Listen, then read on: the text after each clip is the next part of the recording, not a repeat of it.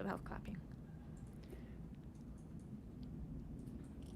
Hello, everyone, and welcome to another episode of Go Time. Hello.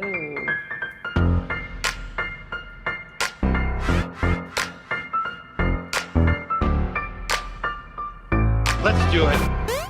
It's go time.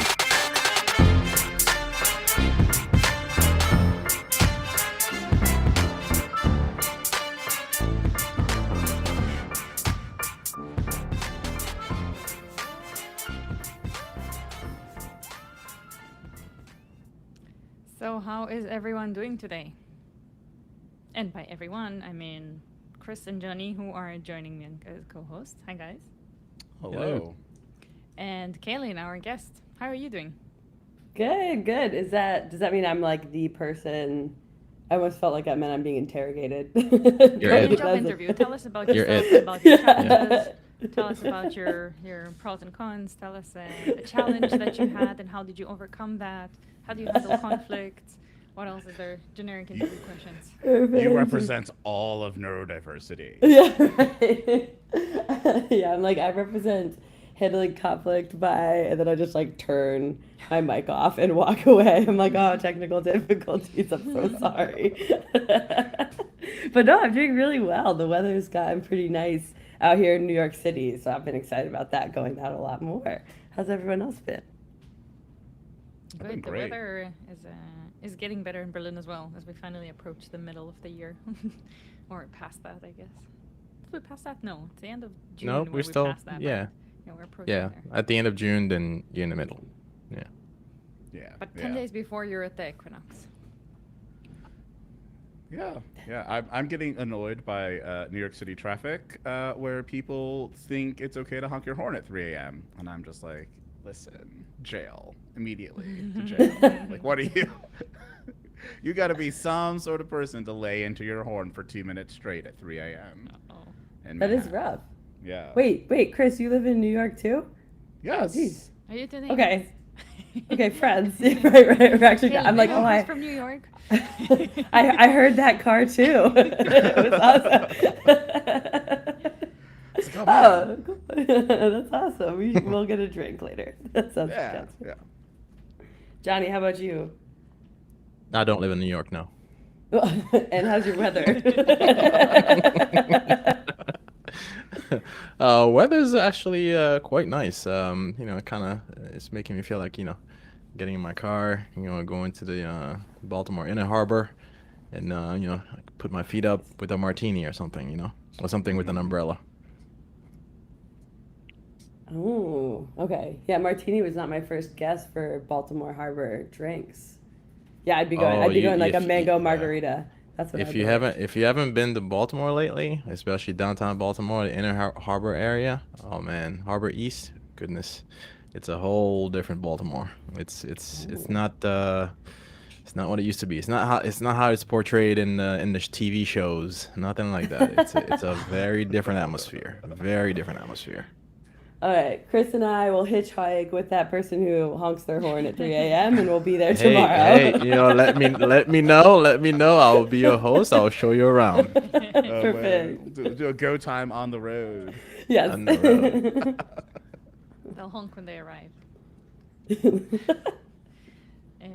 Okay, so we're here to talk about neurodiversity. Yeah. What is that? What is it? The like pause. So the main reason I sort of have pitched some of this, I think other people have pitched you, Natalie, I don't know, maybe all of us have, is neurodiversity really just around like there's the so-called neurotypical brain, which is what in the past people would kind of orient their entire lives and society around, like these are the expectations per se. Very hypothetical. It was very like this is your average Joe Smith, Jane Doe type mentality of how we structure and how we expect people to operate in the day to day. And as time has gone on, I was actually just before this podcast reading a little bit of the research, trying to freshen up. But the DSM has been updating probably every decade or so, but in between, they release minor versions of the DSM, and essentially we've gotten more and more research about what neurodiversity means, and especially that it encompasses a broader group of people than we definitely thought 20 years ago. Honestly, even 10 years ago, it's just been, scientists have been learning so much about what makes up different diagnosis criteria, and so it's kind of just instead of neurodiversity being like a small niche group of people, it's becoming more and more of a large minority, you could say. So just kind of the ways that people's brains operate and the ways that they go through the world and perceive things is how I look at neurodiversity. But I don't know, Kris and Johnny, what's been on your mind? Or if it's literally only me, in my opinion, I'm going to get nervous really fast if it's just me talking about it. Neurodiversity is one of those things I kind of look at and I'm just like, maybe I'm telling on myself and my small group of friends, but like, I don't know if any of my friends are neurotypical. Like, I don't really know what neurotypicalness looks like. And I do think it's because I live in like a unique place. It's kind of like one of those like weird things about America, I just imagine, where it's just like, there's that interesting stat where it's like a huge number of white people live in places where only other white people live, but like people of color, like even the most populated, densely populated place with black people is only like 50% black. So it's like people of color, we don't live around like other people who aren't, like we don't live around people who are only like us. Whereas like with white people, there's a higher chance that you live around people that are only like you. And I feel like maybe that's what it's like for neurotypical people, where it's like, if you're neurodiverse, you probably like interact with some neurotypical people, but mostly neurodiverse people. And if you're neurotypical, like, I don't know, maybe you just only interact with neurotypical people. But I don't know. I just know for me and my small circle, I'm just kind of like, I think to my friends and I'm like, I think we all just have spicy brains. Different flavors, right? All sorts of different flavors. But yeah. And I just think, I think as time goes on, we're just gonna, I hope, at least for, to go on, I do agree with like the way you've kind of framed it, Kaylyn, about what neurodiversity is. And I think over time, we're just going to figure out that maybe the framing of neurotypicalness was a bad framing in the first place. Yeah. And it's one of those like averages that like nobody actually fits. It's like that whole, was that story of like the Air Force, and they made their cockpit for the average person, and it turned out nobody fit in it because there was no one that was actually average. So they put like an adjustable seat in, and I feel like that's probably where we're gonna wind up with like diversity. It'll be like everybody is a little. It's like a spectrum. And maybe the word will get rebranded, so it's like people on the further ends of the spectrum. It's like, okay, well you're the more neurodiverse, and people in the middle would be like you're typical, you're average or whatever, but I have no idea. Yeah, no, I think your description is fantastic. But Johnny, I want to hear what you're thinking too. No, well, I don't have a take on it.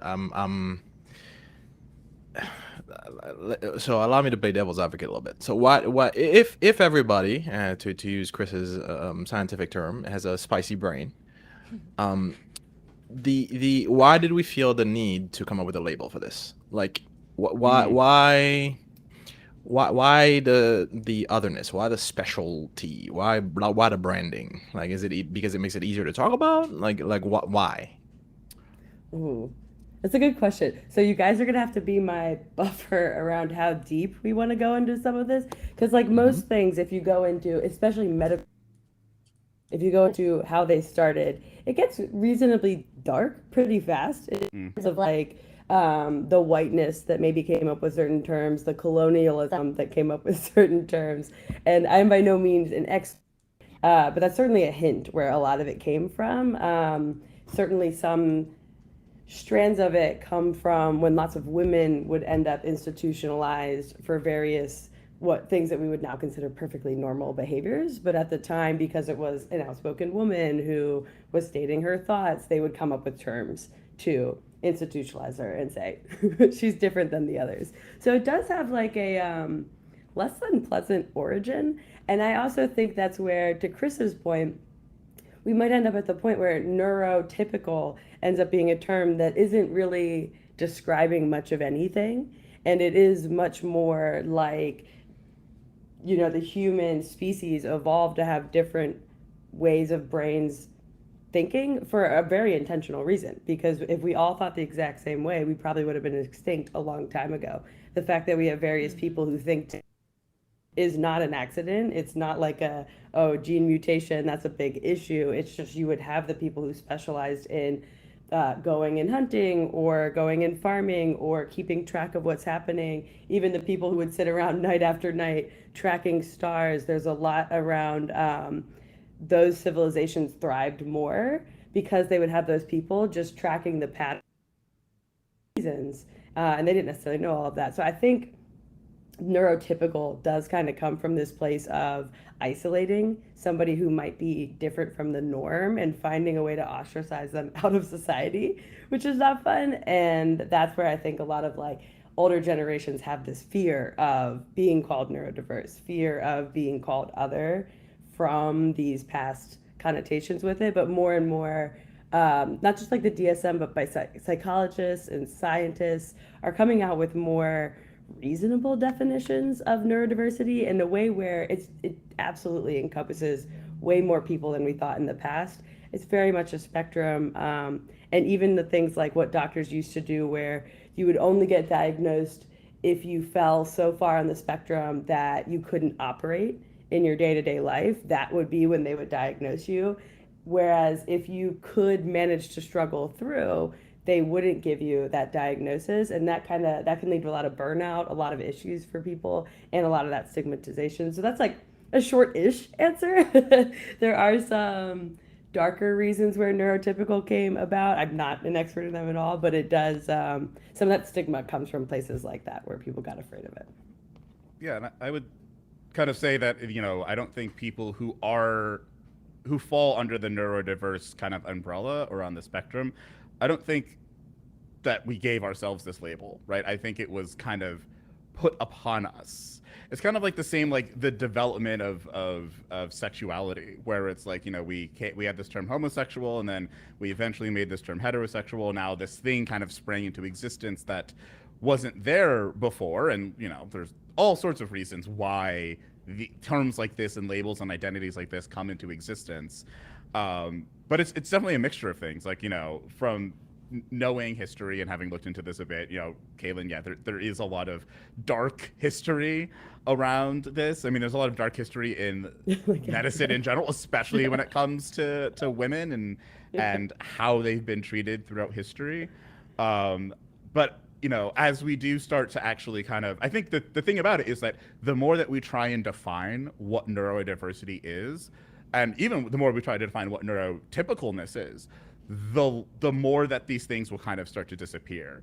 I think they are phrases and they are terms that we've only kind of had fuzzy definitions for in the past, kind of that I know it when I see it thing, and now when we're kind of doing closer inspection, it's fading away and it's starting to disappear.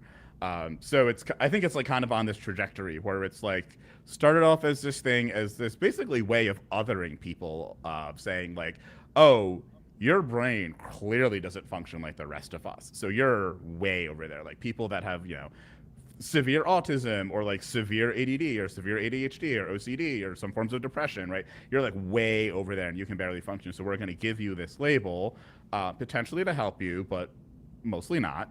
And then over time, I think we've kind of, we're in the phase where we're like kind of reclaiming that phase, or reclaiming the phrase and being like, no, we're not going to see this as a stigma or a bad thing, but I think in the future it will kind of disappear, and like maybe 20 or 30 years from now, this won't be an identity or something that people are like, yeah, I know, I'm neurodiverse. I think it'll just kind of be like, oh, like whatever. We might develop other words, but I think that because I got the sense you're like, why do people call themselves neurodiverse? And I think it's one of those like reclaiming and ownership things, which there's always debates in communities about which words do you reclaim, which words do you try and just jettison into the ether, and there's always arguments on from many different angles about what you should do. But that's kind of I think that's the phase where we're in right now, which is just kind of it's okay to be neurodiverse. It's okay to have a brain that's not typical, with once again whatever typical means.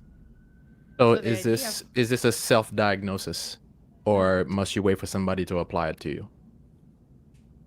It depends. I think for a lot of people, getting a diagnosis is the helpful thing, right? Because there's, especially when it comes to lots of different types of neurodiversity, sometimes they can present as other things that they're not. And especially if you like want to seek out, medication or treatment, getting a diagnosis there is very helpful. But I don't think, and this is always the problem with like communities of people, I don't think you have to get a diagnosis to be part of this group of people. I think some people severely disagree with that. I think some people want to say like, no, it's very important that you get diagnosis. I think especially when it comes to things like OCD and the way in the past people have been like, oh, I'm so OCD about this, and it's like that is not what OCD is being like. And I think you're like, to some degree, people are like that's doing harm to people that have OCD. So I think it's definitely complex, but I think we're kind of steering toward you don't have to have a diagnosis unless you're actually trying to get like treatment. And then it is rather important that you get a diagnosis so that you're being treated in the right way for whatever outcome you want to have from that treatment. But I think the more that the more that we tie it up with like, you have to get a diagnosis, you have to get a treatment, the more it becomes this kind of negative bad thing about your life, right? You generally don't get diagnosed with good things. You generally get diagnosed with things that are like a problem that we think we should like fix or mitigate or change about you. And I think by and large, people that are neurodiverse don't think that there's anything wrong with them. So I don't know, Kris. I've been diagnosed with being good looking, so I don't know. What doctor did that? Maybe we should check. Their credential? Yeah, where they go to school? Kaylyn, I saw you were nodding your head and kind of agreeing with what Kris was answering. Do you agree? Would you add anything else? Yeah, so I think so I'm a person who has been like formally diagnosed actually twice in my life. Once when I was around 16, and I thought the doctor was like a crock. I was like, nah, everybody's getting diagnosed with ADD. Like, that's dumb. So I thought, me and everyone in my life all agreed that I didn't have it. And then during COVID in 2022, like that winter after everything started, I was like, okay, I'm not, like, this sucks. Everything sucks. I hate this. And I went back to a doctor. They were like, oh, so you have ADD. And I was like, what? And I was totally shocked. I like didn't understand. Did you, and when I talked to my family, no, that was actually always in my head. And I went to the doctor very intentionally trying to describe anxiety. Like, I was like, that's what I've got is anxiety. And at the end of this 90-minute session, they were like, yeah, anxiety, yeah. But like, I want you to think about ADD. And I remember being stunned. I was like, I didn't say anything. Like, I didn't bring it up. Like, I didn't go there. It turns out eventually the doctor sort of walked me through it, where it was a lot of anxiety caused by various struggles with ADD. But when I talked to some of my family members, one of my brothers in particular was like, what do you mean you just got diagnosed? And I was like, oh no. So it turns out I was like maybe one of the only who thought like that wasn't a part of me. So I've definitely gone through that. And it's been helpful, like really helpful, I guess. I've gone through like apparently all the stages, including denial, all that kind of thing. But I do agree. So I think there's 2 points that I'm really keen on. So one is the tech industry, and actually like scientists and even artists tend to have, and I looked this up and like there seems to be some research that supports this, more neurodiversity than other industries. That's at least like a common theory, if not something that might actually be reasonably researched. And so what that does mean is that industries like ours have an opportunity to more normalize some of these discussions and some of these ways of thinking, because you would expect that we have more people that think that way. And it makes a lot of sense when, they talk about tech being out of the box mold, trying new things. Those all heavily correlate with neurodiversity rather than neurotypicals being stronger at upholding existing patterns and following what's going on today, those types of things. So I'm really keen on that. That's actually a lot of what we've discussed a bit with the GopherCon conference, but just something I find like potentially neat. The second part, I'm trying to remember, it was what Kris and Johnny were actually bringing up. Wait, what was it? I lost it. It was both tech and, diagnosis. I do think help, especially like what Kris was mentioning, where there can be a lot of things that seem similar. But frankly, the science behind this, as I kind of mentioned earlier, is growing quickly. Like they're coming out with new research. They're finding new symptoms. ADD, when it started in like the 60s, kids that moved around a lot. It was like a kinetic thing. So they were just tracking like this person is physically moving in the space a ton. That's an issue. Eventually, they realized it was an attention disorder, so they started tracking that. More recently, in the last decade, they've really narrowed it down to a dopamine deficiency, which is why they've got all these new, like they talk about inattentive ADD, ADHD more, because now that they can track the chemicals in your brain that are off, they're like, oh, it actually shows up in all these various ways that are very specific. But that's really cool. That also makes a diagnosis hard, because if you talked to a doctor a decade ago and they were like, you don't have it, literally the research that came out later might contradict that diagnosis from the past. And so I think that's just exhausting if you're somebody who's trying to work through that, to realize that like maybe I should go get checked again. And it can be expensive. So I think requiring a diagnosis, not just in money, but also in time and just like that energy, especially if you're already feeling kind of down. So I'm very pro, like if you identify with a certain way of thinking, I think you should be included and allowed to partake in sort of discussions about it and learning more about it. I would certainly, shy away from saying, oh, haha, that's so ADD of me, or so OCD of me, or oh, I'm so autistic. Like those comments, if you don't have a diagnosis, I probably wouldn't like broadcast all over the place, because that could be a little harmful if you're not positive about the like what you've got. But overall, I'm really pro if something resonates with you, and as your kind of self-discovery, self-learning, if it helps you understand yourself and the world better, I think that's a big win. But it's a very confusing space. The doctors could be wrong, or you could be, as I told with my story, like where I just was like, this person's not telling me good stuff. So it's just tricky, and that's where I think it can all be helpful to kind of check out and include. So I have a question. If what we're saying is that in our space, in tech in particular, we tend to be a magnet for neurodiversity, does that then mean that amongst our peers, we're neurotypical? Right.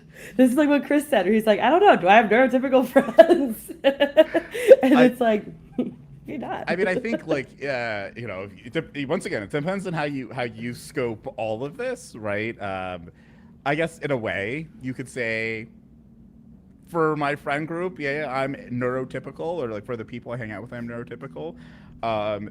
The interesting thing is like groups of people will always find a way to differentiate themselves. It's kind of like how, in communities of color, there's usually some level of colorism where it's like, oh, y'all are a group of black people. And it's like, well, those people are less black than these other black people, right? You kind of define into smaller groups of things. And I think that tends to happen with neurodiverse people. Like if you're in a room with all neurodiverse people, then all of a sudden it starts breaking out into like, okay, well, what type of neurodiverse? Oh, all the ADHD people over there, and you have all the people with OCD over here, and you have the people that have like, other dopamine deficiencies over here, and so there's like, you kind of start breaking out into smaller and smaller groups. So I guess it depends on the group, but I think like there is a very strong mix within tech of different types of neurodiversity. There's a pretty large diversity within neurodiversity. I would suspect, I haven't done research around this, but I would suspect there's probably a higher degree of autism or people on the autistic spectrum within tech than perhaps in other spaces.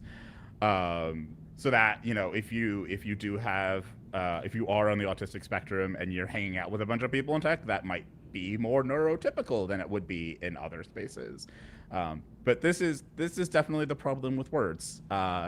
They are very difficult to pin down and be precise about.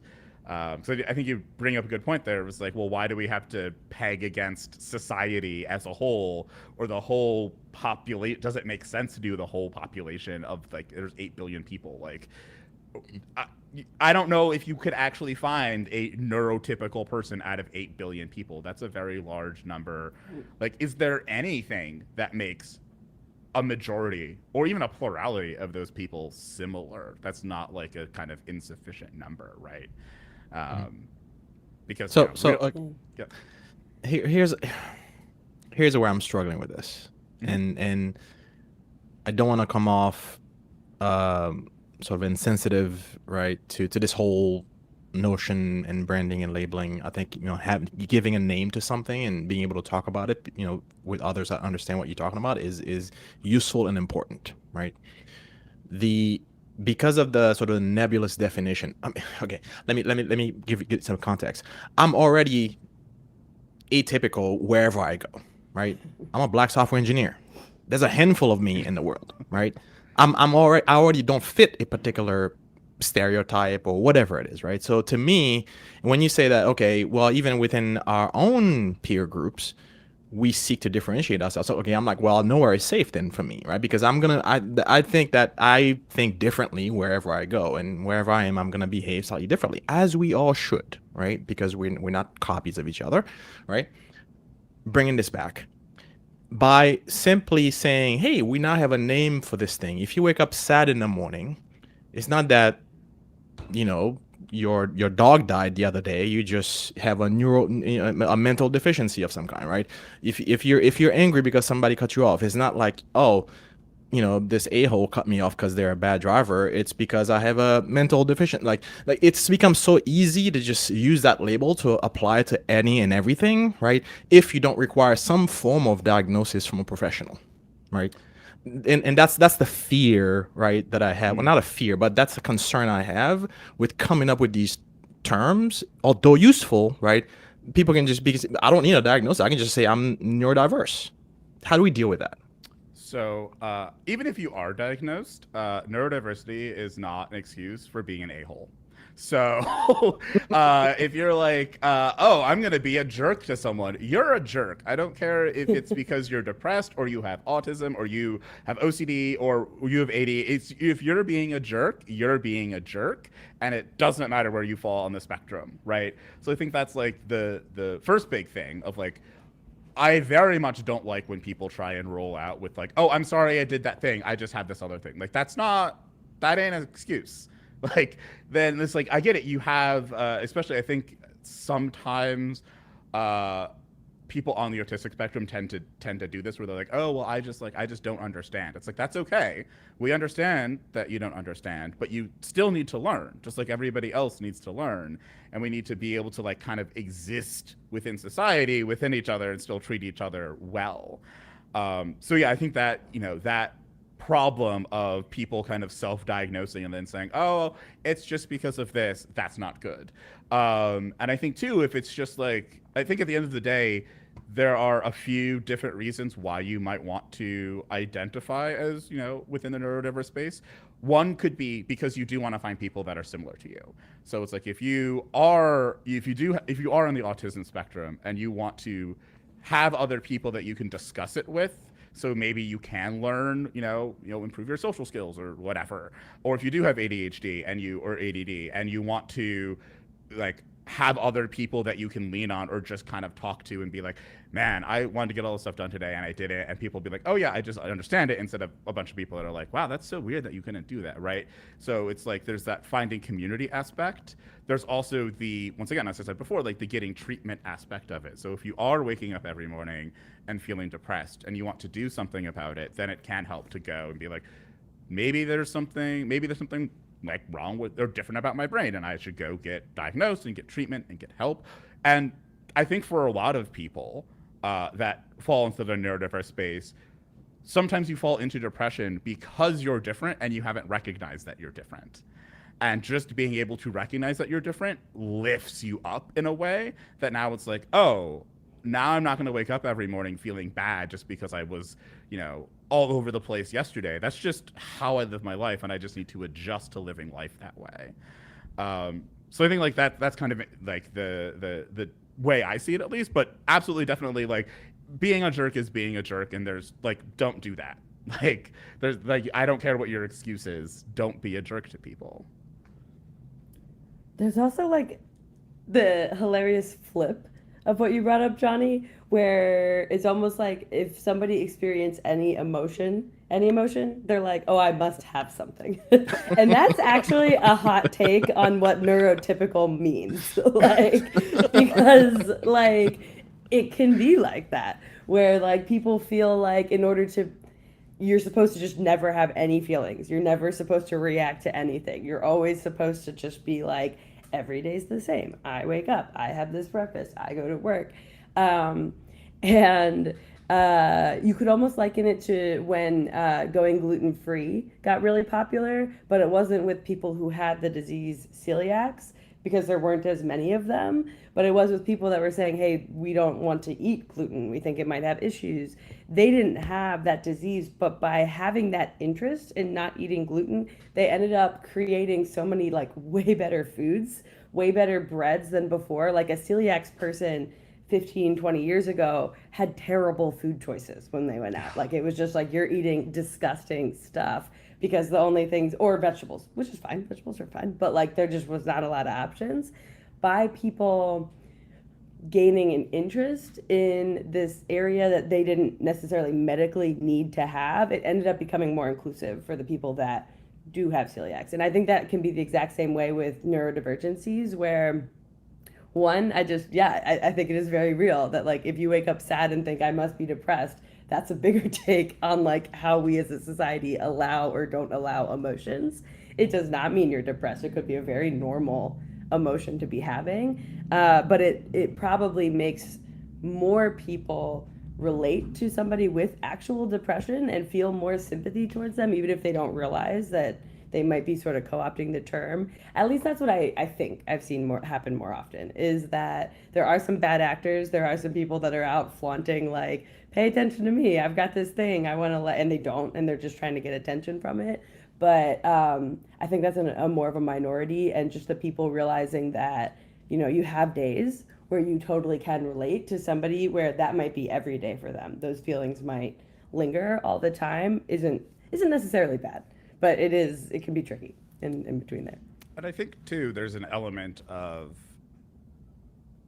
it, like, yeah, sometimes, you know, I think everybody, there's days when you wake up and you're sad, and being able to like give people tools to help deal with that, I think is helpful, even if they don't want that label, and if they are in every other aspect, like neurotypical. Like, I think one of the weird things about this space is that it's like, there will be times in your life when you get depressed. It doesn't necessarily mean that your brain is different. It just means you're processing and dealing with something.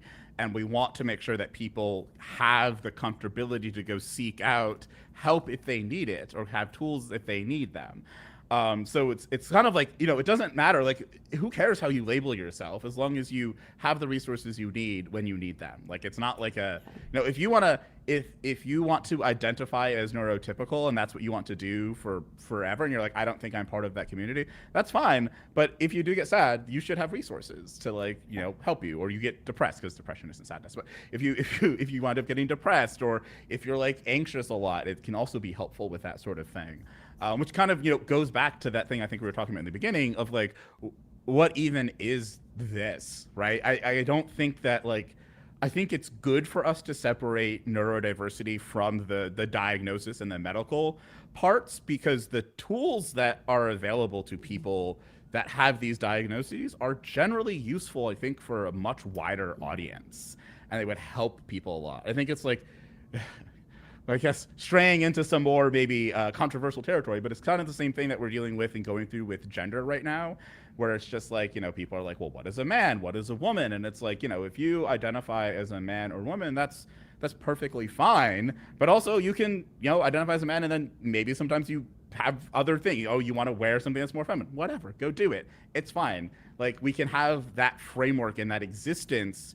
But the kind of overall structure that we have of allowing people to be themselves, that's what's important. And the same thing is true here, where it's just like, give people the tools so that they can, you know, kind of make it through life at the end of the day, and kind of live and kind of reach their goals that they want to have.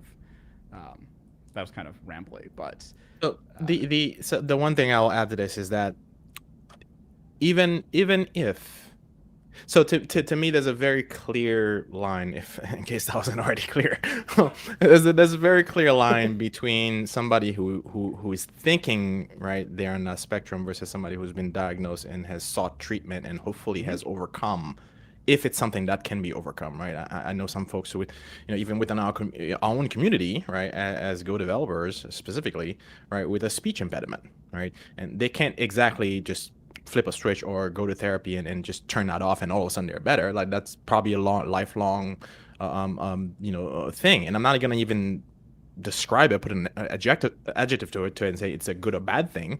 It simply is, right? So you have folks that are on that end of the spectrum where, through no fault of their own, this thing is part of their life, right? And then you have folks on the other side who basically, who perhaps haven't yet developed sort of the mental fortitude, right? Or haven't put in any work into, or haven't sought assistance, right? Having the resources, if that is at your disposal, right? If you decide that I am neurodiverse and that's just a badge that I walk around with at conferences, a label, I'm neurodiverse. Like, if that's your thing, then I think you're doing it wrong. And I think you're doing an injustice to actually those who actually suffer from some debilitating condition, right? Like, and I say this not from somebody who's speaking out of their other end here. Like, I have family members. I literally have a child who has gone through, right, this kind of problem, right? Be it a combination of being a teenager to actually being actually diagnosed and seeking treatment. Like I have traveled that spectrum, my friend. So I've seen that firsthand, right? I've lived with it. So to me, I would rather, right? I don't control other people, right? I would rather, right? This didn't become yet some other flippant, thing people just put in on their Twitter bios and stuff, and just walk around like it's some sort of badge of honor. I belong to a club of fellow neurodiverse people, because that's not a joke. It's not a joke, right? To label yourself such a thing is not a joke. Ooh, you're hitting such good points and difficult ones. Messed up so many times where by trying to accommodate something, it ends up becoming almost like a popularity. Yeah, that badge becomes really big. I think so. I don't have a strong answer, but it's on my mind, and just how you worded it was such a great way of expressing that. That's a concern. That's a very real concern. When it comes to conferences, because that's where my mind's at, kind of short term, and then even at employment places, we can, because I know, Natalie, you brought that up, maybe cover that area too. Some things we're considering would be rooms where conference attendees can go that are lower in stimulation. So maybe the lights are dimmed or all the way off, and it's very quiet in there and there's no noise. So you're just going to go in there and you're going to sit if you want. And that benefits neurodivergent people who get overstimulated and need some downtime. It also can benefit literally anybody who's a little tired, which happens all the. So that's where it could be targeting neurodivergent people, but it doesn't have to be exclusive, and you don't need to put on a badge in order to go and use that. You do need to be respectful. You do need to follow the rules. If you're going in there and having a conversation that's not okay, we would need you to leave.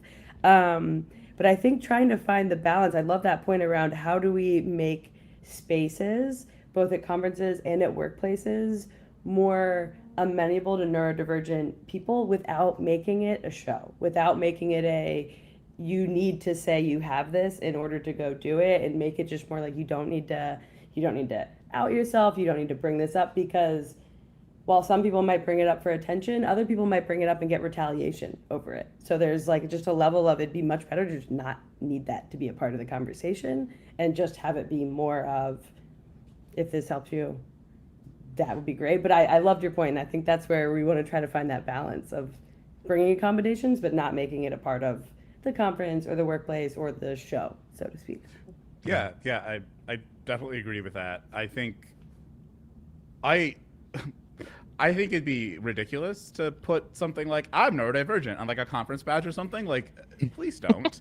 And I think that's kind of the place where I think the the bad side of diversity in general comes in, right? Because I think the solutions, or I guess the things that we do to help people, I think as you pointed out, Kaylyn, are useful to a very broad audience of people. It's like, yes, have some low stimulation places for not just, people who, get overstimulated and need somewhere to relax, but maybe just for some introverted people that just need a little bit of time to recharge, or someone who just like wants to get a quick nap in because they're tired from a flight, or because they're tired because their kids are there and they've been doing all this stuff and they just want to rest for a little bit. Like, there's a whole bunch of reasons why you might want to use that sort of space. So I think the important thing is we make that space. I don't think we need to label it as that, though. Like, I think when you try, I think I do very much disagree with the thing where people try and get the clout out of it, where like, especially a conference where the conference is like, oh, we are doing all of these things to help out people that are neurodivergent. Like, no, like, stop. that's not great. Because I do think it does start to make that thing into like a badge of honor of like, oh, look, like you're special if you do this. And I think for a lot of neurodivergent people, we don't want to be special. We just want to be like we just want to be like everybody else. We're like, oh, no, we're just people. We're a little different, but that's fine. Everybody, like, in the most pedantic sense, everybody is different in some way. Like, there's no two humans that are exactly the same. So I think that's important. And that's important not just for neurodiversity and being neurodivergent. It's also important for diversity in general. And that's, I think, a lesson that especially our industry right now really does need to learn. Because I think we are putting too many badges on things and being like, look at this, we're trying to help with this. And I think there are extremes to this, where it makes people feel very, very uncomfortable, because it likely starts eating into things that people like expressing in the office space. For instance, one of the things that I, as a queer person, get very annoyed about is when people talk about their like fertility journeys or their pregnancies at work, and I'm just like, I don't need to hear about that. Please don't. But it's part of, I think, a lot of workplaces' cultures to like celebrate that and celebrate parental things, or even give extra benefits to parents that sometimes wind up disadvantaging people that, are never going to be parents. So I think, like, whenever you label or you give something that it targets a specific group, I think you are inviting that kind of thing you were mentioning, Johnny, where people will just do it for clout at the end of the day. And we should avoid that. And we should seek out the things that will be helping a broader audience. And even if we do wind up helping out, like, we're like, okay, well, we specifically want quieter spaces, and we're specifically doing it for this group. Great. You don't have to say that. You just have to, like, provide the space. So I think that will help with what you're bringing up, Johnny, of the, like, the people, or like the Rachel Dolezals of the world, right? The people who like are gonna they're gonna be like, I'm part of this community because I think it's cool, or something like that, right? Yeah, this is tricky. That's what's going through my mind right now, is finding those balances and there's no like clean and easy solution to these problems, right? I think that's like, it's messy, right? It's always gonna be, whenever a group does try and take something that was historically bad and make it a statement of pride, I think that there will always be people around the edges that do nefarious things with that, or do weird things with that, and just try, like, you're not part of this group, but you really want to try and be part of this group, so you're gonna shove your way into that group. And yeah, I agree with you, Johnny, that is harmful to people. But also I would and this is me personally, I would rather we do that and get the resources that people need and normalize the things that are non-normal for some reason, and deal with the consequences of having some clout chasers, than deal with the situation that we've had historically, where it's just like, you're just ostracized, and deal with it. But that's, once again, that's me personally. I understand other people feel differently about the situation. So I want to ask a question from another perspective. As a conference attendee who is neurotypical, what would you want to know about being better in sharing space with people who are the different types of neurodiversity? So obviously no stickers to mark anyone, as we said. So you just want to kind of improve your ways to be generally better in this way. What would you do? Ooh, such a good question. I'm like pulling to see if I've even written anything around that. I don't have anything specifically down. I think that's a really thoughtful question. So I love else. But essentially how to make the place more welcoming and friendly, keeping in mind that there's people coming in with different ways of processing information, because that's a lot of it. And when you're at a conference, there's a lot of visual stimulation of like the screens and the lights and the kind of like the show of what's in front of you. There's also the audio stimulation, and then there's like just a lot of the people. I think probably the number one that I've seen, one, like headphones. I've been kind of wondering if like that would be just a really great gift to give out more, so that if people are feeling overwhelmed, getting those headphones on so that they can have a little bit of alone space is probably a pretty good signal around just being thoughtful in that direction, and not thinking that like if somebody's off on, oh, do I need to go necessarily engage them? There's this weird balance where you don't want to leave somebody out because they could be nervous and shy, but they also could be like, I could just use a little space. So almost keeping an eye out for that, in a sense of not bombarding them, and then also still asking them if they would want to come and hang out. Maybe you just watch and see, are they alone the entire day? Then maybe you do want to go say hello and see like what's up. If they're alone for a little period of time, it might just be like helpful for them. I've actually been really keen, if you a sponsor of a conference, I feel like fidget toys could be really fantastic like sponsor gifts. Little like puzzles to play while you're there, little things that can engage your hands kinetically or your mind a little bit, can sometimes be a real like stress reliever, or almost like an energy provider when you feel like you're sitting in one series a long day of like you're listening and processing this way. Getting a little toy that allows you to process a different manner via like a Rubik's Cube or whatever could be a fun gift for people. So that might be a way to just like try to think about sponsor gifts that could target neurodivergent populations, and frankly everybody, because a lot of people like little toys to play with. Those could be some cool ways to integrate and just like help make the conference experience more pleasant. I feel like I misunderstood the question. Natalie, were you asking what, because the way I heard it was what someone who is neurotypical that goes to a conference, what can they do to help make the space more comfortable? Okay. So I did Pretty understand much, the question. yeah. I would say, and I think this applies more widely to diversity as a whole, is check your own expectations of things and how you perceive the world. I think what you brought up, Kaylyn, where it's like, if you see someone sitting alone, don't assume that it's because, oh, they're just nervous and they don't want to talk to people. They might want to just have a little alone time. And I think it's okay to maybe like lightly approach them and be like, hey, like, do you just want to be alone right now? Or are you looking, and that will tell you real quick. Usually people are pretty good at, being like, no, I just want to be alone right now. And they're like, okay, then you can just like leave. I think for conferences, one of the things I've seen at some previous conference was having stoplights, basically, where you have red, yellow, green, and that indicates your desire to communicate and interact with other people. So I think that can definitely help. It's like a little sticker you can put on your badge, and you can just put the red one on when you're like, I just would like to be alone, and notifying people of that. And then just for neurotypical people, just being mindful of that. But I think, yeah, the biggest thing is just, when you're in this space with people who are different from you, just remember that those people are different from you. And I think the best thing that people can do is just be kind, right? Just be kind and be empathetic of how the people around you might be interacting, or might want to be interacted with or experiencing things. I'm going to play devil's advocate a little bit. Go for it. Do self-aware and neurodiverse people also bear some responsibility for the places they find themselves in or they put themselves in?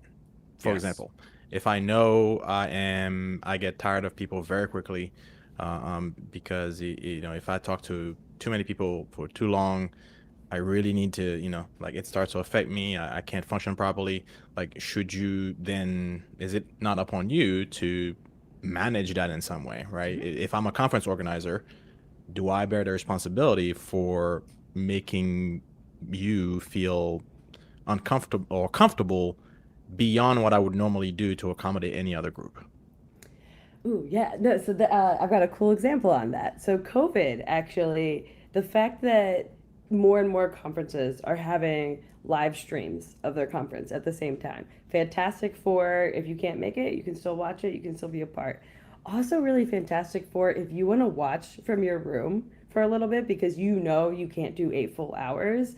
It's that's a really cool way where making things more accessible for one group of people actually benefits other groups as well. And then it becomes like the conference organizers already did something fantastic. You did something that allows people who otherwise would have been so depleted with these 10, 11, 12-hour days to say, I'm just going to do, I still want to come. I still want to meet people, but maybe it's just like a halftime.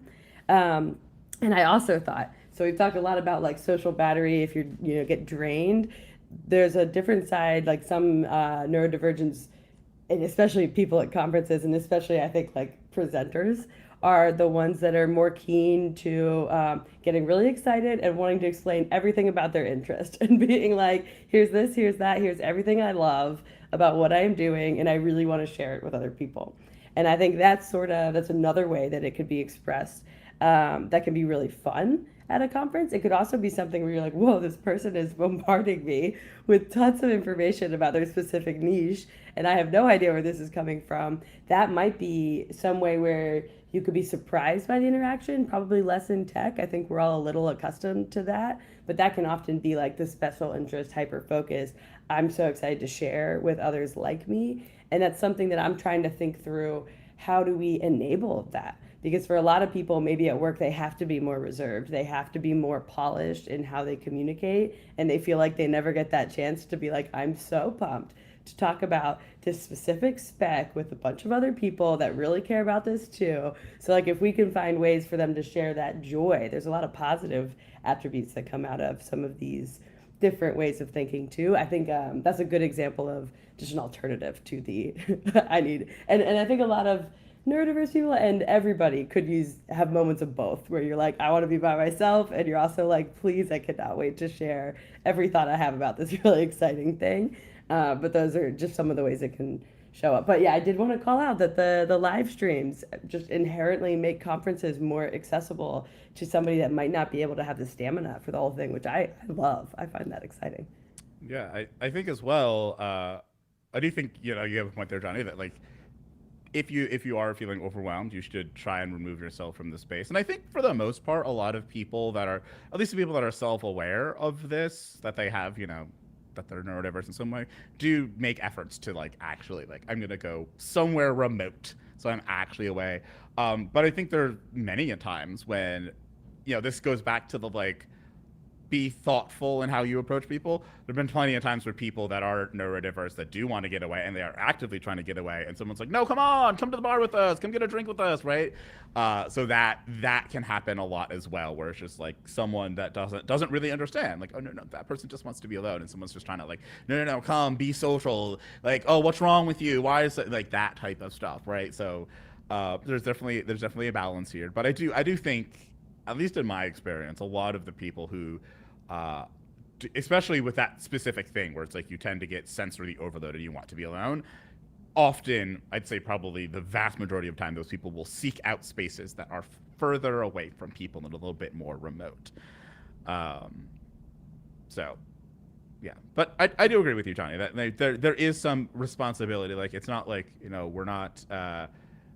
like neurodiverse people are not helpless. Like you do have to have you have to take it on yourself a little bit to put yourself into good situations.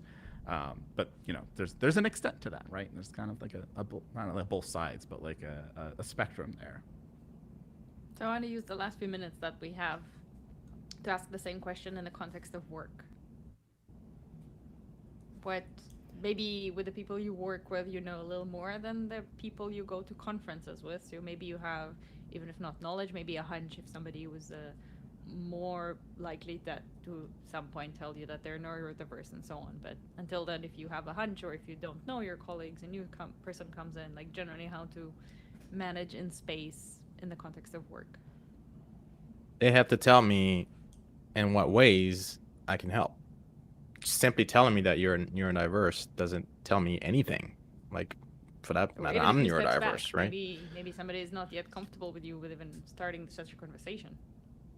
I mean, we've got to have a starting point, right? Like, you have to be able to articulate, right, what your needs are. I can't guess them. Like, if you have to somehow, you have to tell me something, right, as your colleague, right? And I'm not talking about, you know, as a boss or as a business owner or whatever, right? Not some corporate hierarchy. Like, as your peer, whom you're going to be interacting with, you know, 99% of the time, right? Like, I bear the most of the burden, right, of knowing how to, well, I'm mischaracterizing it, not a burden, but I'm bear a lot of the responsibility, since we're going to be interacting a lot, right? I have to find ways, right? I have to be cognizant, right? And be caring enough to understand how you communicate and how you and I can most effectively communicate. But if you don't tell me anything about how I can do that, then it's guaranteed that I'm gonna be stepping on your toes all the way down. Are there some signals you can try to gauge? Oof. I mean, I think I kind of I sit with Johnny in this, where it's just kind of like, I think there's kind of two options. I think there's one where if you're okay with and you're in a safe enough mindset, like you're in a comfortable mindset to be open with your coworkers about, you know, the fact that you're neurodiverse, then I think that you should like be communicating with people and being like, hey, this is too much for me, this isn't enough for me. I think the challenge is when it's not a safe space, and I would say probably the majority of companies right now, it's not really safe to be super open being neurodiverse, right? I think we would like to pretend that it is, but it is not. I think it's way easier to be like one of the other marginalized communities and be out at this point than it is to be, you know, in that you know, the neurodiverse space. So I think in that case, it's not just on, you know, employers, it's I think also on other people to realize that like, and this is like, maybe this is an unpopular opinion, but like the professional environment should probably be a bit more, you know, professional, a bit more structured, so that we can actually make it so that people can just kind of be themselves at the end of the day. Like, I think one of the things that comes up a lot, especially in tech, especially a lot of big tech companies, is like the drinking culture, which is not just like, you know, that this obviously does not just apply to neurodiverse people, but I think it encourages like a higher level of socialization, and we should kind of figure out ways to mitigate the consequences of not being social in that space. Like, I think that's like an important one. So I think, you know, at a conference, if you get a little exhausted, okay, no one's going to be like judging you about your next promotion based on that. But in the workplace, if you're not being social, then people can absolutely be judging you and be like, well, they're not a team player, so we're not going to consider them for a promotion or whatever. So I think, and that's something, right? If you're in that environment, right, you're not going to be like, oh, I have this, you know, my brain is different. That's likely going to make things worse, not better. So I think in that case, it's, I think, on coworkers and everybody in the organization to start making that environment one where like that's not like a requirement, where it's like you don't have to be like going out for drinks with the guys in order to like get promoted. And once again, there's tons of reasons why that should not be the way that we, you know, make promotions happen in general. Yet Yet it that does is happen. Right? That is exactly how it happens. And so I think like, and this is kind of like I guess my view on like the bigger, broader diversity problem is that I spent way too much time thinking about this and kind of exploring this and trying to fix this at way too many companies. And I think the issue is that having a more inclusive environment means that you have to make the normative kind of a wider thing, right? If you want to be able to include more people who are more neurally different than everybody else, you kind of have to regress down to like the mean. You have to go down to like the lowest common denominator there, which I think is tough for a lot of workspaces. Like, once again, I'll bring up the whole like people talking about their kids and their family and all of that in the office. That's like another thing that is very othering to many people, and causes some of those same problems of like, oh, that guy just became a dad, let's promote him. and that sort of stuff. So I think it's a complex issue at the end of the day. But I do think like as a maybe if you are in the hegemony, as we tend to call it, or someone with a lot of privilege in a workspace, I think it is about like if you want to make the workspace more welcoming, to some degree, I think that's giving up some of the things that make you comfortable. Right. And I think that's where if we're talking specifically about neurodiversity, where people that fall under the bucket of neurotypicalness might have to suffer some uncomfortability to make the space more opening, more inclusive of people who are neurodiverse. Right. Once again, like it might be that you don't go out to drinks with your coworkers as much, or you put in place a rule that says that you don't do it as much, or like actively making efforts to make sure that this isn't affecting people's career prospects if you do go out for drinks, right? It's tough work, but that's the type of work that like I think people should do to help out their neurodiverse people, right? It's not just don't bother that person if they have their headphones on, right? There's work we have to do to fix the environments. In fact, I think fixing the environments is the thing that's more important to do than all of these individual little things that I think we tend to want to do around diversity in general within companies, right? It's like the whole individual recycling versus like, how about we just don't produce things? Like, how about the companies don't produce things that are unrecyclable or that put the onus on the individual, right? The onus needs to be on the system. So I think that's kind of the place where we need to reach. And I think it's more important than anywhere else to do it in the workplace, because that is where you are day in, day out. So sorry, that was a spiel.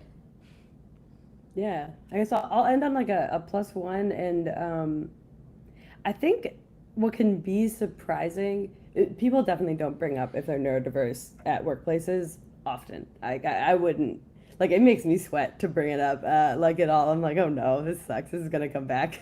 Someone's gonna be like, you can't be trusted with this project because she has this thing and it means she's gonna forget a detail type thing. Like that does come up, and people start to stereotype really fast. The thing I've thought a lot about when we talk about what neurodiverse people are often asking for, I have noticed, because I see it everywhere when I'm working with large groups and teams of engineers. I don't know for sure, but I feel like I can spot it a lot. Like the people that are often asking, why are we doing things the way that we're doing it? Like those people are the ones that really, they're just pushing for more efficient processes, more transparency, really better business management. And where I've noticed the potential retaliation comes in is when management or more senior people say, maybe unconsciously, not directly, but they might say like, your idea might be better, but like, I don't care because it works for me. And what I've tended to notice is that there's a lot of broken systems in industry in the United States, period, let alone just in tech. We have a lot of ways of doing business that do not produce value, that are not working well.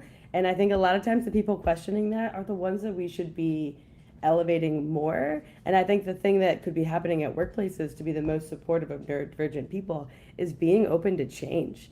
Not just change for the sake of being inclusive, but change for the sake of your business.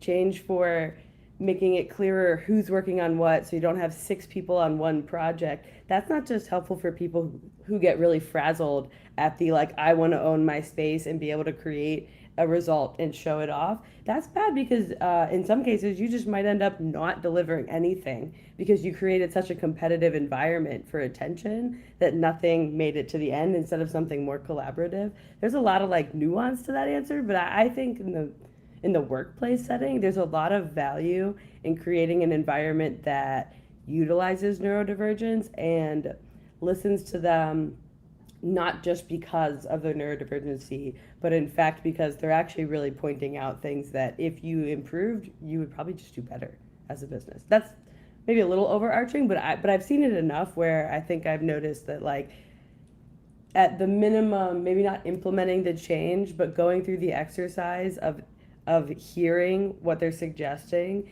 and explaining why you're not going to do it would almost always result in a better outcome than dismissing the idea or sort of pushing it down, which I've seen happen a lot.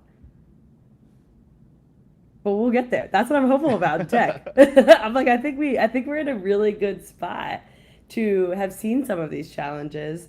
Yes, at conferences are a little bit easier, but even in the workplace, I think we've got an industry of workers where there's a high population of people that are saying, I think we could do a better job. I think we could manage this differently, and I think we'd get better results. And sometimes they'll be right, sometimes they'll be wrong, but figuring out how to move in that direction more, I'm pretty optimistic about it, but we'll see. I feel like for like one of the biggest things that companies could probably do to make things better is throw away. I think lots and lots of people agree with this for lots of reasons, but throw away the rhetoric that we're all a family. No. Please stop. Like, just please, especially since like we're in the layoff times. It's clear right now that no, this ain't a family. We will not all be suffering together. That is not no.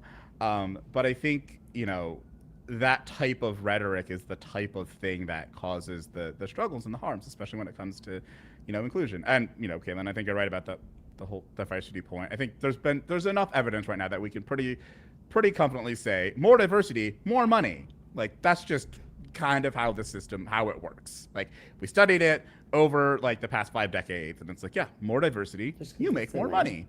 Yeah, and that I think really includes neurodiversity a lot. Like, I believe in that strongly.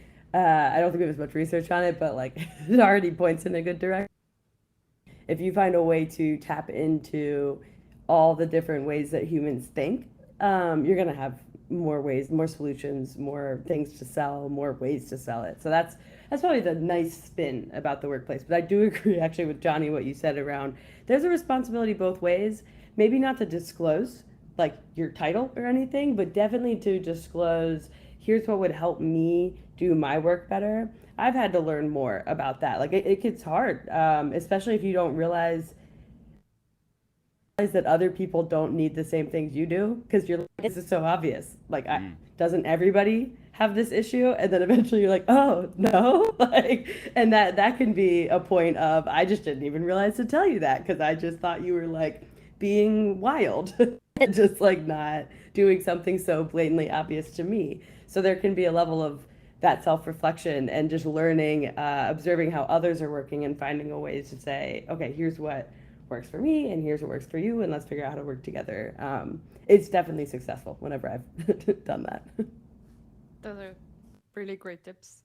Thank you all for the answers. In a very sharp transition.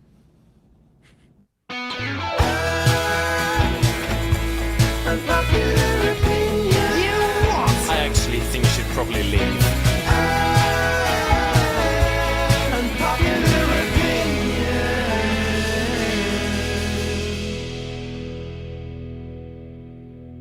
Okay, so who has one? I know the episode had several sprinkled in. I do, but I'll hold off. Mine might be a little controversial. No, go for it. Okay, fine.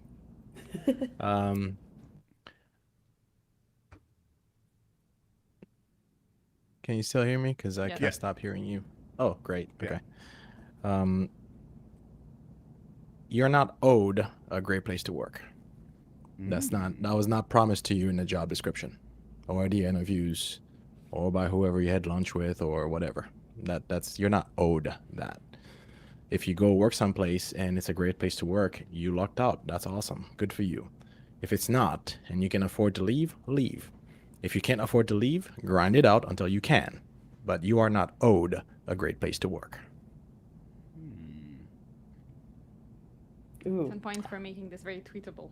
Very short and very to the point. That's really good. Anybody else has an unpopular Do we opinion? still have that dislike? Yes, of course. I need like a definition of great here. What do you mean great? I think this can be something that is. He's like basic human rights. You're not owed that. Johnny, Shelter, water, a bathroom. No, I'm kidding. I like one. That's a good one. That's very got everybody moving. That's a good unpopular opinion. Can anybody level or equal to this one with their unpopular opinion? I mean, I need a little bit more from Johnny there. I need. We can do this in the after episode. Right. Okay, fine. I have one. That might be equally. Actually, no. I'm gonna phrase this so it's just as spicy. So I read the quote unquote waterfall paper, and I will say that the method of doing engineering described in that paper is far superior to anything that we're doing today. Oh. That's also very tweetable. Also, great job. Maybe we'll. I heard a waterfall is superior. Is superior than to all. That's what that the might be TLDR. what you heard. Is that what I said? That's what you heard, though. Oh, you're playing games now. Okay. No. Okay. Okay. I had like a pretty safe one, which I'll start with because it's really safe. But my safe one was that Johnny needs a dog. So that's my opinion. And Johnny about is that. notoriously against pets. So I just want to stake my flag That is on an unpopular that. opinion. Oh, wow. That's my small one. But no, Kris, this whole episode, don't tweet this one. Tweet out Johnny needs a dog. The second one is this whole episode I was thinking it, and I was like, I don't know when I could pepper this, but I kept thinking Agile was developed by neurotypicals. I'm not totally serious with feel that way. Like, the whole episode, I was Wow. like, it's so neurotypical. Like, Wow. So don't tweet that one, please. Dude, Johnny needs a pet. Okay, But if you okay. listen to this episode, you can hear a slightly hot take from me. Oh. So follow up, Goodness. Kris. This will be Shots secret fired over unpopular here. opinion. And in case anybody is confused, that was definitely an insult, right? That was not, There are moments not a when I sit compliment. around saying that was very neurotypical, and it's that's it might not always be meant nice. as a compliment about Agile. Yeah. It's like saying millennial, but actually meal old people. Yeah. Yeah. I don't really mean that opinion, but I think it regularly. Is probably where I stand. So you do mean it. You just don't verbalize it. I would, I put some heavy asterisks on it, but there's a whole hot take that could be a little blog post on that and why the similarities are there. I also just translated that into like other like privileged groups. It's like, you know what? If I said it's invented by no, that feels like Okay, But I yeah, have an that's what unpopular happened. opinion as well. Okay. I hope it's an unpopular one. You should hide anybody who is writing more than 2 or 3 tweets on using FOMO. This is very from my personal context, world of context. Obviously, lots of AI things, and there's lots of good, interesting content there. But unfortunately, there's a lot more. You won't believe what happened this week. AI killed all the world developers. If you don't use this tool, you will lose your job. Those people, Mute. like 2 of those tweets, Just hide. mute all Don't of think. them? Hide. Mute. Anything you do, And whatever your choice is. I would expand that to include anybody who starts with anything AI. Here's a thread. Johnny's like, I actually Yeah, for sure. already muted them. He's like, do you want my block list? oh no, I guess straight for Last year the was like a bit of a like hype against threads, and I think it's still legit. Like, there's very few threads that should be threads. So annoying. Yeah. I do the not interested, don't show me anything like this, please. Does it work? No. Right. No. It doesn't work since a certain date. I think. Yeah. But no, it is easy to start, tracking that. It's like, the irony of the blue check mark in that it was like a very notable thing in the past and it's still a notable thing now. Like, I know when I'm scrolling through those replies, which tweets I am not going to read. And I feel like if it says AI in the first few words of a tweet, that's a thread I'm not clicking on. So I think we're getting these good signals. I would just rather it not be in my timeline at all. Yeah. There's I'd very rather- little AI content that is good to read and actually gives you value rather than give you this feeling of Yeah, anxiety. I'm missing Panic, I'm- anxiety. so much. Right. I guess this is another unpopular to my opinion, newsletter. but like I feel like AI is exactly like cryptocurrency. Like I feel that That is the an underlying unpopular opinion we can also technology tweet. That That's underlined the data. one. That's a good. That's the That's one. a good. But That's, it's like, yeah. well, that doesn't mean all they all have to come from one, from different shows. We can space this out. You can have two and more, two and one. That would be good.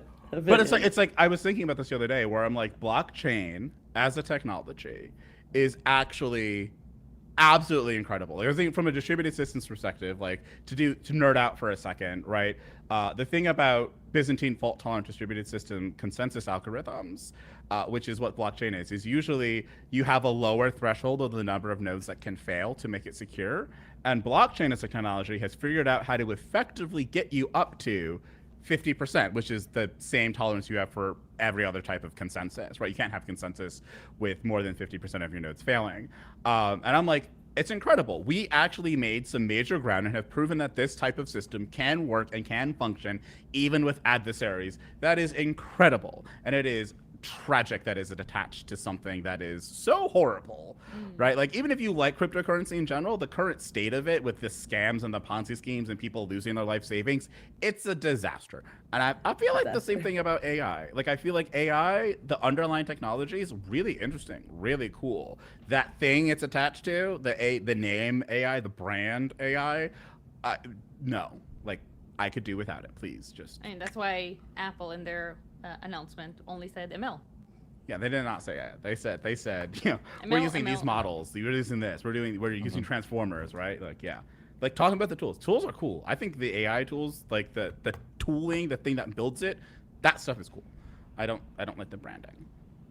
So 3 unpopular opinions in 1 episode. Thank you, Kris. 3 plus. Thanks 3 plus. also Johnny, and thanks also Kaylyn. It was a really interesting conversation. I hope everybody who listened to this learned, and thank you for also being open to talk about this. It's obviously not very simple, so it's great and it's helpful for everybody. Yeah, thank Thanks you. everybody who joined.